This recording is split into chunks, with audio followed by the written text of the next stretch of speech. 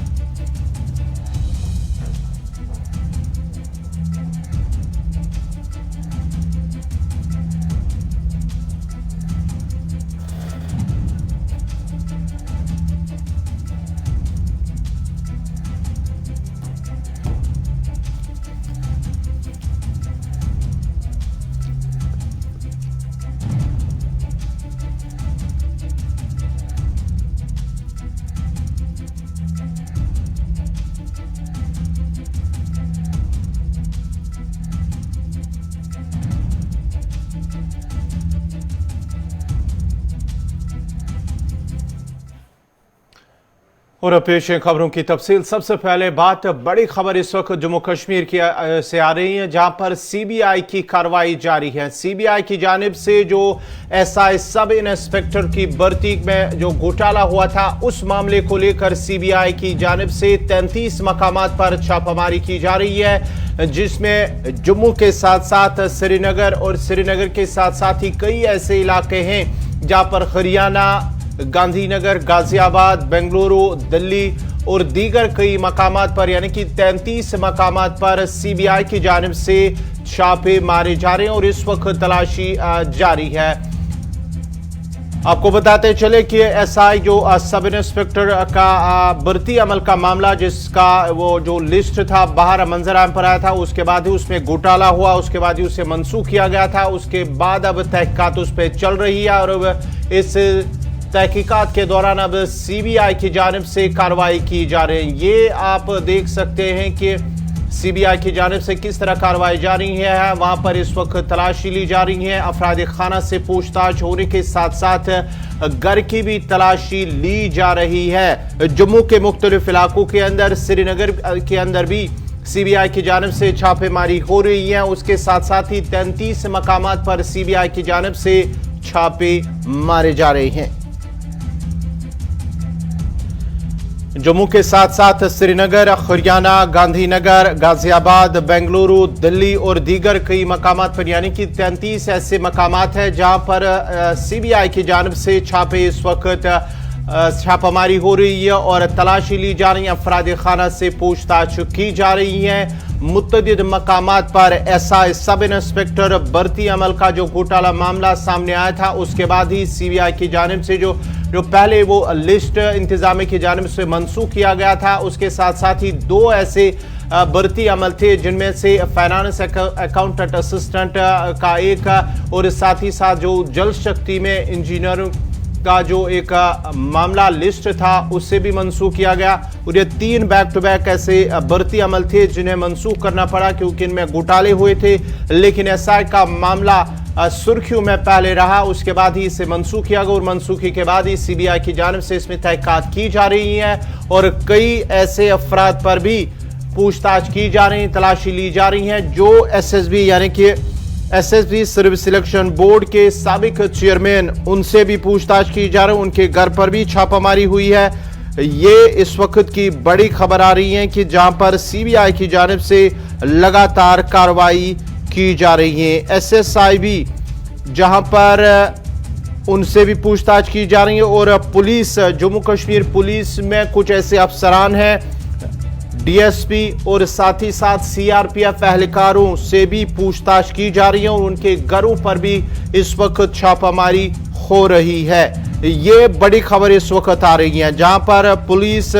और सीआरपीएफ के एहलकार भी बताया जाता है कि उनसे भी पूछताछ की जा रही है। मजीद तफसीलात के लिए फोन लाइन पर एग्जीक्यूटिव एडिटर इशफाक गौहर। इशफाक, बड़ी खबर, सीबीआई की जानिब से कार्रवाई, एसआई जो भर्ती अमल में जो घोटाला हुआ था, उस मामले को लेकर सीबीआई की जानिब से कार्रवाई की जा रही है।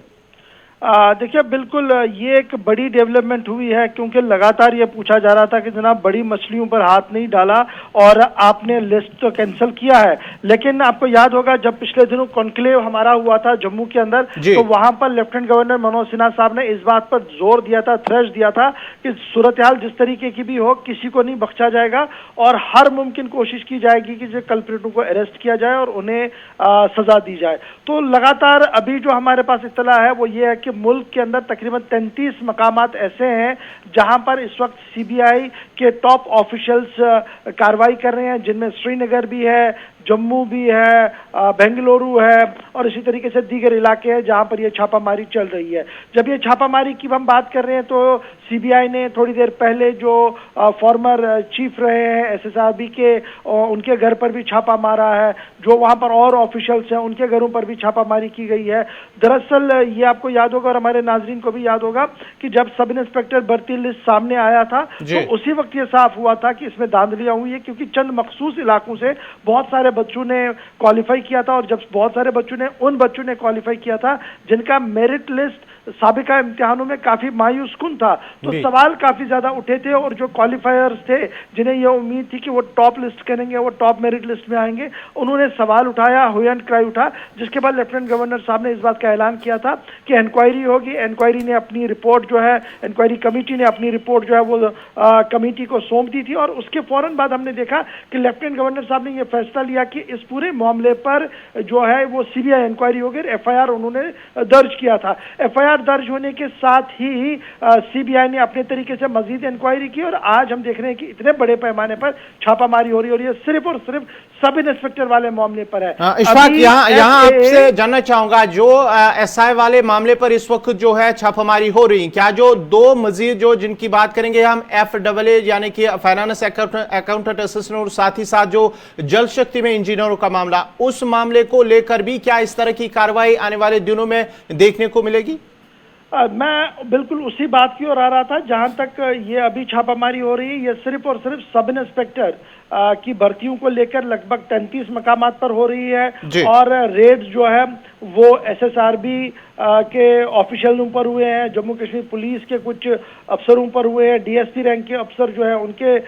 घरों पर छापामारी हुई और CRPF के साबिका और मौजूदा अफसरों के साथ भी पूछताछ जो हो रही है। और अभी इससे जब हम करनाल की बात करते हैं, रिवारी हरियाणा की बात करते हैं, गांधीनगर की बात करते हैं, गुजरात की बात करते हैं, दिल्ली की बात करते हैं, गाजियाबाद उत्तर प्रदेश की बात करते हैं, बेंगलुरु और कर्नाटका के अंदर तक ये छापामारी जो है वो इस वक्त चल रही है। और इसके साथ साथ हमें याद रखना होगा ये सिर्फ पहला मौका है। इसके बाद मजीद दो मामलों पर और इंक्वायरी हुई, एक JEE सिविल और FAA फाइनेंशियल अकाउंट्स असिस्टेंट की असामियों को पुर करने के लिए जो इम्तिहान लिया गया था उसमें भी धांधलियां हुई थी और इंटरिम रिपोर्ट जो लेफ्टिनेंट गवर्नर को दी गई थी उसमें यह साफ कर दिया गया था pattern bye and large same है जी, वही जो सब इंस्पेक्टर वाली भर्ती में था और यही वजह है कि उस केस को भी CBI को सौंप दिया गया है। अभी उस वाले केस में CBI जो है, जो हमारे जराया CBI के अंदर है, वो इस बात की तस्दीक कर रहे हैं कि इस पूरे मामले को भी लिया गया है और जो input state intelligence agency SIA के पास थी वो उन्होंने शेयर कर दी है CBI को और इस CBI अब उस पूरे को एनालिसिस करते हुए उस मामले पर भी बड़े पैमाने पर बहुत जल्द जो है आखिर पर आपसे जानना चाहूंगा, मुतवक्का है। आखिर पर आपसे जानना चाहेंगे, जिस तरह से रेड हुई है ये भी माना जा रहा है कि जो JKSSB के साबिक चेयरमैन उनके घर पर भी ये छापामारी हो रही है और साथ ही साथ जो मौजूदा एग्जामिनेशन SSB के जो एग्जामिनेशन कंट्रोलर है उनके घर पर भी ये छापामारी, क्या माना जाए कि एक इसमें बड़े लोगों का शामिल होने का इंकिशाफ हो रहा है? देखिए अभी छापामारी हुई है, अभी CBI अपना इंटरीम रिपोर्ट बनाएंगी और उसके बाद कोर्ट के सामने रखेगी। देखना होगा कि कौन कौन से लोगों के खिलाफ ये सामने आएगा, क्या SSRB के लोग इसमें मुलविस है नहीं है वो भी देखना होगा, या बाहर से ही ये मामला जो है वो बिका हुआ था क्योंकि जिस कंपनी को ये पूरा आउटसोर्स किया गया था क्या उन्होंने ही तो नहीं किया है। तो ये सारी चीजें जो है वो आने वाले दिनों में पता लगी, थोड़ा सा इंतजार करना होगा। ये रेड जो ही कंक्लूड हो जाएंगे, छापामारी जो ही कंक्लूड होगी, जरूर हमारे सोर्सेज हमें बताएंगे कि क्या कुछ हुआ होगा और कितनी पेशरफ्त इस पूरे मामले पर हुई होगी। थोड़ा सा इंतजार इसमें करना होगा। बहुत बहुत शुक्रिया इशफाक गौहर आपका। ये थे इशफाक गौहर तफसीलात फराहम कर रहे थे, जहां पर CBI की जानिब से कार्रवाई इस वक्त जारी है। CBI ने 33 मकामात पर, जिनमें जम्मू और श्रीनगर के साथ साथ दीगर ऐसे मुल्क के अंदर ऐसे मकामात हैं जहां पर CBI की जानिब से छापामारी हुई है, तलाशी और साथ साथ पूछताछ मामला एसआई का सब इंस्पेक्टर घोटाला भर्ती अमल में जो घोटाला हुआ उस मामले को लेकर सीबीआई की जानिब से कार्रवाई शुरू की गई है। बढ़ते आगे बात जनूबी कश्मीर के जिला शोपियां की करते हैं। शोपियां से इस वक्त की बड़ी खबर आ रही है कि फोर्सेस की जानिब से 2 हाइब्रिड मिलिटेंटों को गिरफ्तार करने का दावा किया गया है। ट्रेंज इलाका है शोपियां का, जनूबी कश्मीर के जिला शोपियां का ट्रेंज इलाका, जहां पर फोर्सेस ने 2 हाइब्रिड मिलिटेंटों को गिरफ्तार करने का दावा किया है, जिनकी शिनाख्त फैजान अहमद जो बारामुल्ला का रहने वाला और यावर निजाम कुंसू शोपियां का रहने वाला, जिनके कब्जे से 2 पिस्तौल, 2 मैगजीन पिस्तौल के 2 ग्रेनेड और दीगर हथियार भी बरामद करने का दावा किया गया है। जनूबी कश्मीर के शोपियां से बड़ी खबर आ रही है कि ट्रेंज इलाके में, ट्रेंज शोपियां का इलाका है जहां पर फोर्सेस ने कार्रवाई करते हुए 2 हाइब्रिड मिलिटेंटों को गिरफ्तार करने का दावा किया है और दोनों से हथियार भी बरामद करने का दावा किया है, जिनमें से 2 पिस्तौल, 2 मैगजीन, 2 ग्रेनेड और दीगर हथियार भी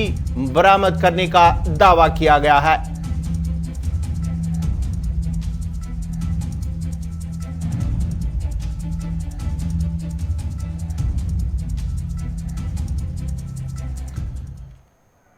अब बढ़ते आगे बात जरा वस्ती कश्मीर के जिला गांदरबल से इस वक्त बड़ी खबर आ रही है कि वस्ती कश्मीर के गांदरबल जिले के इलाके में एक आग की वारदात नमूदार हुई है, जिसके नतीजे में 3 रिहायशी मकानों को नुकसान पहुंचा है। गांदरबल का ये यछामा कंगन इलाका है, जहां पर आज सुबह एक रिहायशी मकान से आग नमूदार हुई है, जिसने देखते ही देखते 2 मजीद मकानों को अपनी लपेट में ले लिया है और आग इतनी भयानक थी कि उस पर काबू पाना मुश्किल हो गया। अगरचे मकामी लोगों, फायर सर्विस अमले ने मौके पर पहुंचकर आग पर काबू पाने की कोशिश की, ताहम आग इतनी भयानक थी कि 3 मकान खाकिस्तर हुए हैं। ये गांदरबल का याचुमा इलाका है, कंगन का इलाका है, जहां पर 3 रिहायशी मकान खाकिस्तर हुए हैं, जिनमें से 2 मकान हाजी गुलाम मोहिद्दीन के बताए जाते हैं और एक काका खान का मकान है जो पूरी तरह से खाकिस्तर हुए हैं और माना जाता है कि करोड़ों रुपयों का नुकसान हुआ है। आज सुबह ही ये आग की वारदात नमूदार, ये आप तस्वीरें देख सकते हैं जहां पर ये आग लगी है। ये कंगन का याचुमा इलाका है जहां पर आज सुबह ही ये आग एक मकान से नमूदार हुई है, जिसने भयानक शक्ल इख्तियार करते हुए मजीद 2 मकानों को अपनी लपेट में ले लिया है।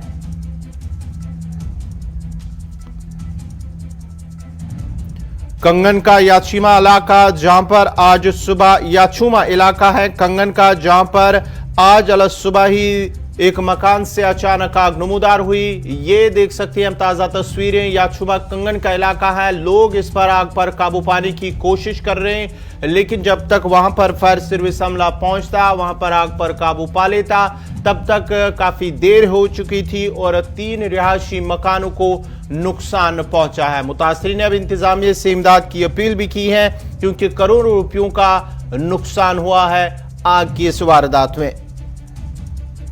मजीद तफसीलात के लिए सीधा चलते हैं अपने नुमाइंदे सलीम वानी के पास। सलीम, क्या कुछ अपडेट हैं, क्या कुछ तफसीलात हैं, क्या इस हवाले से कुछ अपडेट हैं कि आग किस वजह से लगी है? देखो खबर आज सुबह जो याचुमा कंगन है, 3 मकान वहां पे खाकिस्तर हो गए कि किचन से आग स्टार्ट है और काका खान का एक मकान। लेकिन अगर देखा जाएगा कि आज तक जो लोगों ने डिमांड की थी कि जो कनेक्टेड रोड्स होते हैं, चाहे याचुमा ब्रिज है, याचुमा का रोड है, पिछले 30 साल से लोगों ने ये पुकार दी थी कि रोड ठीक, ब्रिज को ठीक करो। यही वजह है कि फायर सर्विस की गाड़ी पहले गरीबन जाना पड़ा, उसके बाद क्रॉस करना पड़ा, उसके बाद डाउन होना पड़ा। अगर टाइम से ये गाड़ी इस ब्रिज को क्रॉस करती शायद 10 मिनट लगते, लेकिन ये इतना बड़ा हादसा नहीं होता। 3 मकान तो पूरी तरह से खाकिस्तर हो गए। इनका जो खाली जो आज तक इन्होंने बेचारों ने जमा किया था वो सब कुछ खाकिस्तर हो गया। लेकिन यही वजूहत है कि अगर टाइम से एडमिनिस्ट्रेशन ने इन चीजों पे ध्यान दिया होता, 3 सालों में ये तो कार में रहे हैं कि याचुमा ब्रिज, याचुमा रोड को ठीक किया जाए या अखाल ब्रिज को ठीक किया जाए। यही वजूहत होते हैं कि जब गरीब आवाम तरस रहे होते हैं रोडों के लिए, ब्रिजों के लिए, तो यही वजह है कि आज इतना बड़ा हादसा हुआ है। 3 बड़े मकान है, आपने वीडियो में भी देखा कितने बड़े मकान है। एक 3 मंजिला मकान है, दूसरा 1 स्टोरी मंजिल मकान है, पूरी तरह से खाकिस्तर हो गए। तरह से उनका जो मालिक वो जानी नुकसान तो नहीं पाए। वहाँ पे कंगन पुलिस भी पहुंचा, वहाँ पे नजदीकी लोग भी पहुंचे, वहाँ पे जो एडजॉइंट एरिया के जवान है उनने काफी मशक्कत की थी कि जो उनके बकेट्स थे, टीना थे, जो भी थे उनसे पानी फेंका था, लेकिन आग इतनी खतरनाक। चलिए, बहुत बहुत शुक्रिया सलीमानी आपका। ये थे सलीमानी तफसीलात फराम कर रहे थे। जहां कंगन का याचुमा इलाका है, जहां पर आज सुबह ही एक मकान से अचानक आग नमूदार हुई, जिसने देखते ही देखते भयानक शक्ल इख्तियार किया है। हम लोगों का कहना है कि अगरचे फायर सर्विस अमले को वहां पर मौके पर ही इतला दी गई है, लेकिन वहां पर पुल के वहां पर कुछ नुकसान हुआ पुल को, और वक्त पर वहां पर फायर सर्विस अमले की गाड़ी जो है वो वहां पर नहीं पहुंची, जिसकी वजह से इतना नुकसान हुआ है। उनका मानना है कि अगर वहां पर पुल सही होता, उसकी मरम्मत की होती, तो शायद वो वक्त पर पहुंचती और आग पर काबू पाने में उसे कामयाबी मिलती और इतना लाखों रुपए का नुकसान नहीं होता।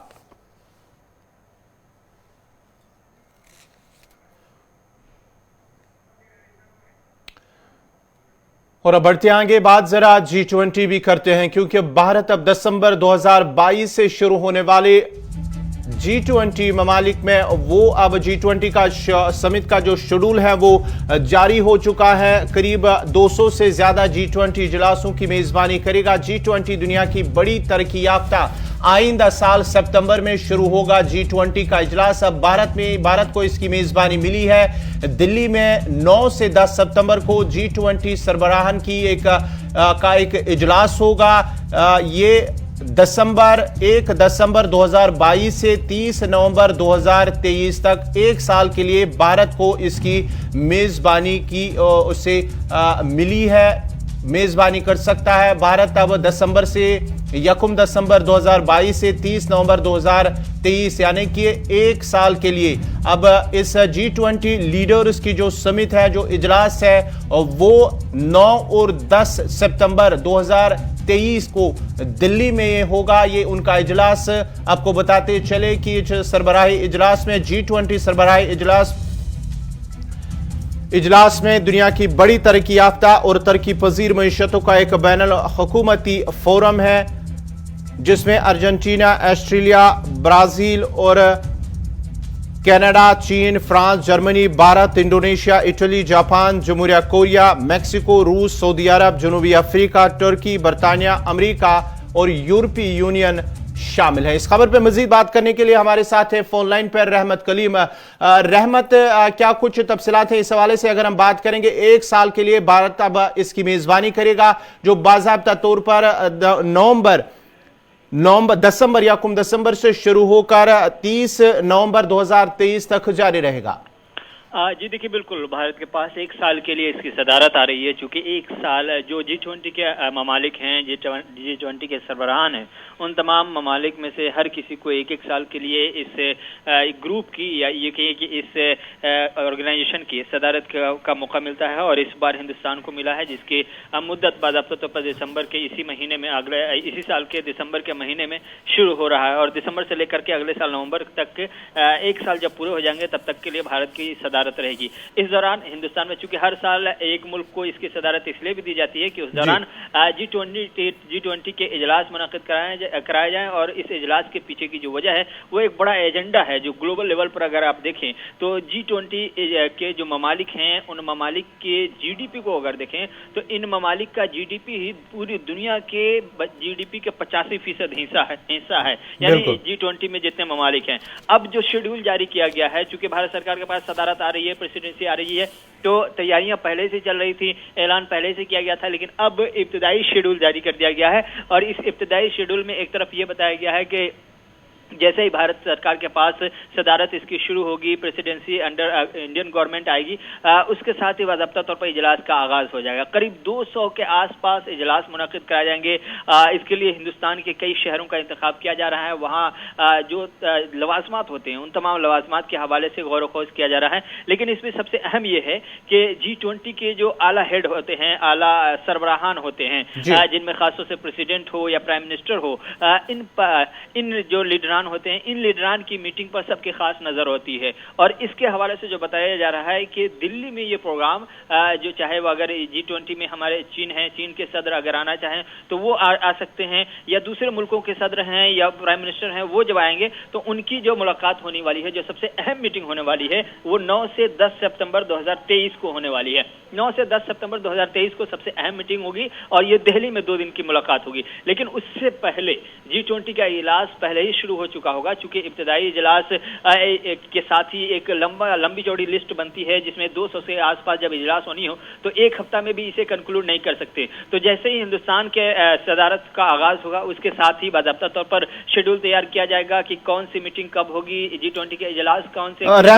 रहमत यहाँ से जानना चाहूंगा, इससे पहले भी एक खबर आई थी कि G20 का इजलास जम्मू कश्मीर में भी मुनक्किद हो सकता है। क्या इस लिस्ट में अगरचे अभी वो आना बाकी है, क्या कितने